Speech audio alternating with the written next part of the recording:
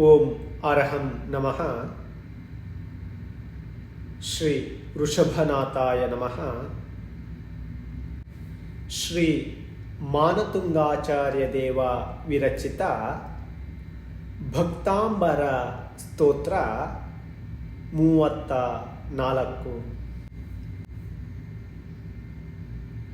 ಶುಂಭತ್ರಭಾವಲಯ ಭೂರಿ ವಿಭಾವಿಭೂಸ್ತೆ ಲೋಕತ್ರಯೇ ದುತಿಮತಾಂ ದುತಿಮಾಕ್ಷಿಪಂತಿ ಪ್ರೋದ್ಯಾದಿವಾಕರ ನಿರಂತರ ಭೂರಿ ಸಂಖ್ಯಾ ದೀಪ್ತ್ಯಾ ಜಯಾತ್ಯಪಿ ನಿಶಾಮಪಿ ಸೋಮ ಸೌಮ್ಯಾಂ. ಈ ಶ್ಲೋಕದ ಪದಗಳ ಅರ್ಥ ಹೀಗಿವೆ.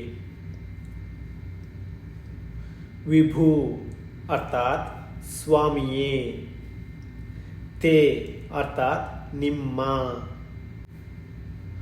ಶುಂಭತ್ರ ಭಾವಲಯ ಭೂರಿ ವಿಭಾವಿ ಅರ್ಥಾತ್ ಲೋಕದಲ್ಲಿ ವ್ಯಾಪಿಸಿದ ಪ್ರಭಾವಲಯದ ಮಹಾಪ್ರಕಾಶವು, ಲೋಕತ್ರಯೇ ಅರ್ಥಾತ್ 3 ಲೋಕಗಳಲ್ಲಿನ, ದ್ಯುತಿಮತಾಂ ದ್ಯುತಿಂ ಅರ್ಥಾತ್ ಕಾಂತಿಯ ಬೆಳಕನ್ನು, ಆಪೇಕ್ಷಿಪಂತಿ ಅರ್ಥಾತ್ ಆಪೇಕ್ಷಿಸುತ್ತದೆ, ದೀಪ್ತ್ಯ ಅರ್ಥಾತ್ ಪ್ರಭೆಯಿಂದ,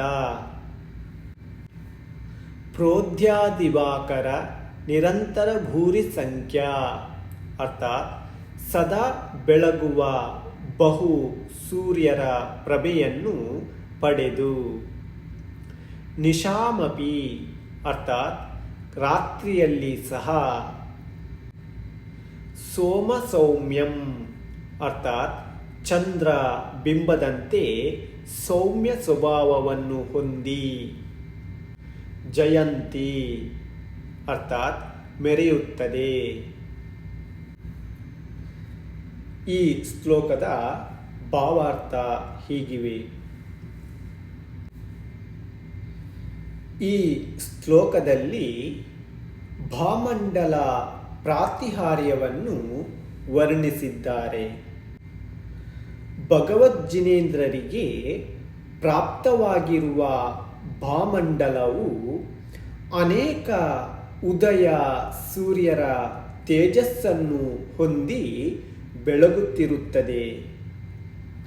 ಆದರೆ ತಾಪವನ್ನು ನೀಡುವುದಿಲ್ಲ. ಚಂದ್ರನ ಶೈತ್ಯ ಕಿರಣಗಳಂತೆ ತಂಪನ್ನು ನೀಡುತ್ತದೆ.